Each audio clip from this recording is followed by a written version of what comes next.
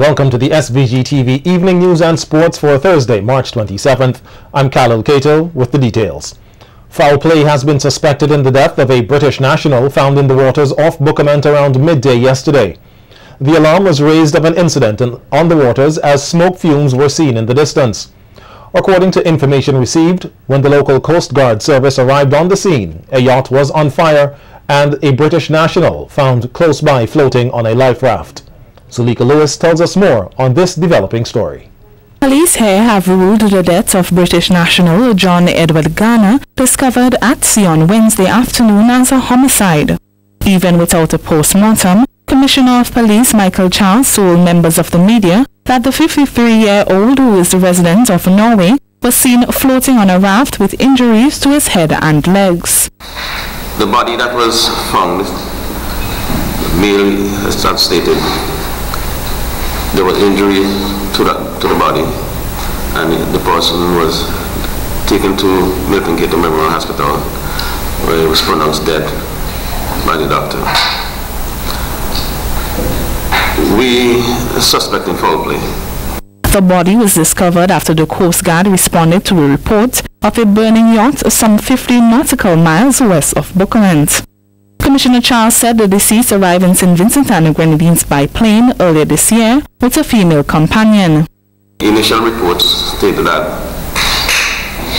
Gardner arrived in St. Vincent and the Grenadines on about the 19th of January early this year with a female companion, Heidi Hokeles. He said checks made have indicated that the woman did not leave the state. Checks were made with immigration, and so far there's no indication and no evidence that that person have left St. Vincent and Grenadines, either by airport or seaport. So we are very much concerned, and we were looking for her. We're not too sure if she is on the yacht, so and we have information that the gentleman used to be at the marina at Atley Hall. So we're going to start there and spread our tentacles out. The yacht with the name Asante reportedly sank after an explosion. The Coast Guard service is conducting that part of the investigation. For SVG-TV News, I am Zulika Lewis. Statistics have revealed that gun-related incidents in St. Vincent and the Grenadines have reached a total of 51 over the past 2 months. According to the Commissioner of Police, Michael Charles, 22 of these incidents have occurred in capital city Kingstown. For robbery with firearms, we had 2 in January. Wounding with firearms, 2. Discharge firearm, 5. And possession of firearms, 7. That's for January. February, robbery with firearms, 3. Wounding with firearm, 2. Discharge firearm, 1. A total of 22 reported. This is in the general Kingston area. The top cop added that at the outstations from Kaliakwa to Bayabu and Connery to Oria, a total of 18 incidents were reported. In the South Central Division, and this division covers Kaliakwa, Stubbs, Mespo, and the Bayabu police stations. There's a total of 17. The Eastern Division, the stations in these divisions are Oyo, Sandy Bay, Georgetown, and Connery police stations. Within the Eastern Division, you only have 1 report of a gun incident. As for the outstations from Vermont to Chateaubelair and in the Grenadines, only 11 of these incidents were reported. With respect to the Grenadines, and the Grenadines Islands, Beckway. We have 2 stations in Beckway, Port Elizabeth and Patchett Farm, Mustique, Canawan, and Union Island. The 2 reports coming out of the Grenadines. Within the Western Division, and the Western Division, the stations are Vermont, Layou, Barley, Spring Village, Rose Hall, and the Chateaubelair police stations. For this year, we have 9 reports. Meanwhile, the police are investigating an armed robbery in Kingstown yesterday. The commissioner says that an alarm was raised of an incident in the vicinity of the post office after a gunman snatched a chain off the neck of a female student, then escaped by running through the premises of the girls' high school. They had to respond to a situation yesterday where a school child was walking in the vicinity of the post office where someone grabbed her chain from her neck and ran to the vicinity of the high school. So the police were informed, and from all reports that person had a gun, from eyewitness.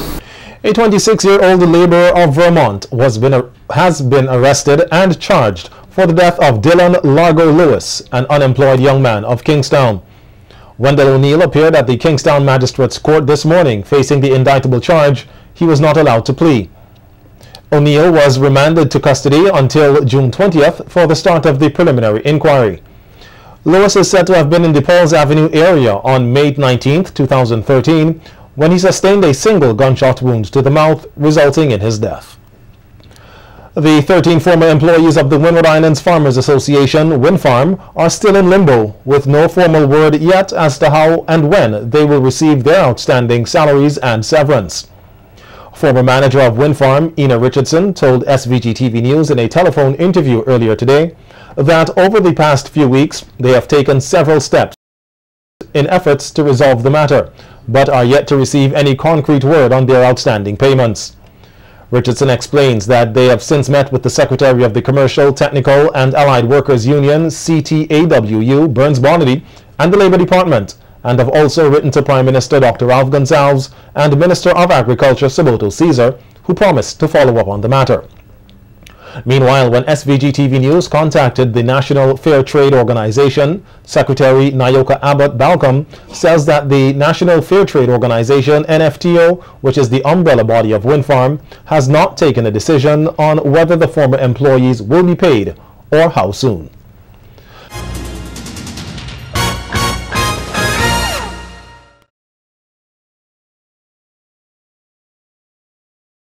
Former chief project engineer with the Argyle International Development, that should be the Argyle International Airport Development Company, Jeffrey Cato, was laid to rest yesterday.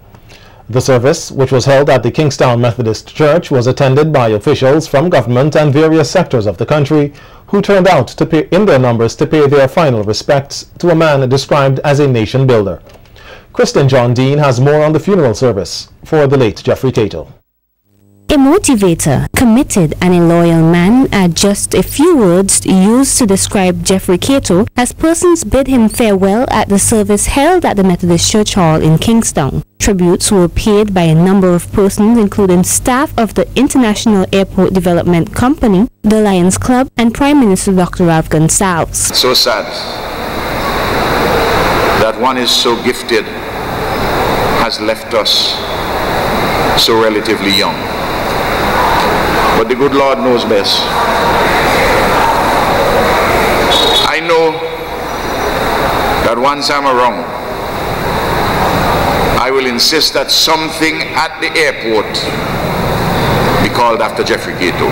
You may think that this man, our dear friend, Lion, as a chief engineer at the Ministry of Works or as engineer at the IADC, had no time to help the needy and less fortunate, but no.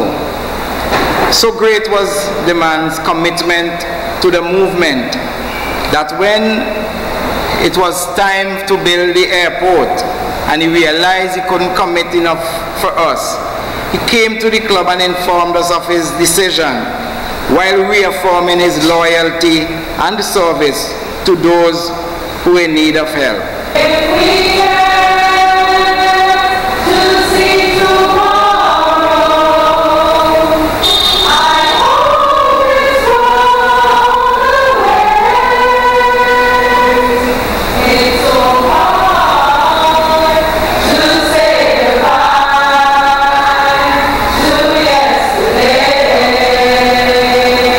Cato's eulogy was delivered by his cousin Joel Tony, who was described as a very skilled man who will be deeply missed by many. Other family members remember Jeffrey's love for cooking.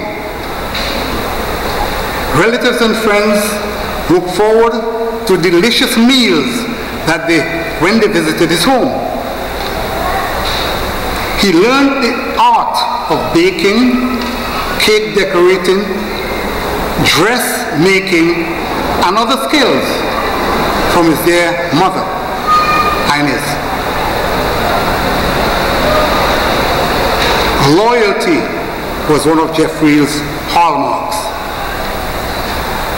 Once he made a friend, that person became a friend for life. Cato died on March 17, 2014 at his home after battling with an illness for several months.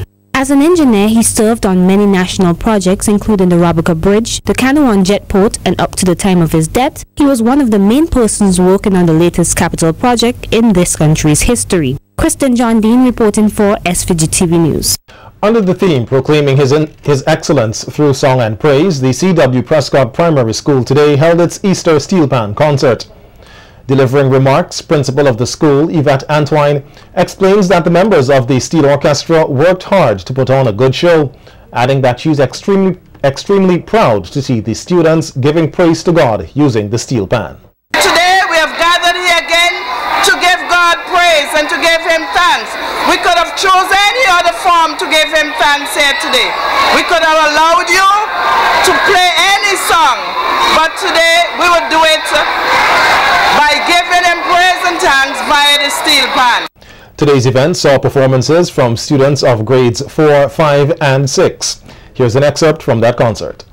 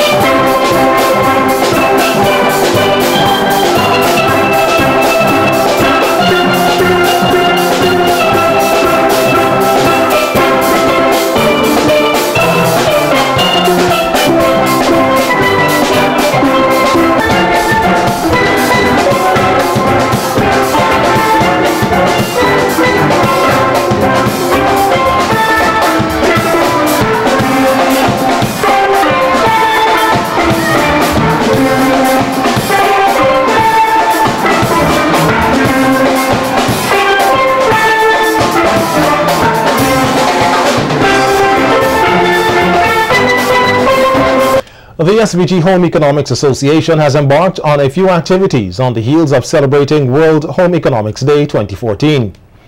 As part of activities, 9 retired home economists will be recognized for their contributions to home economics education in St. Vincent.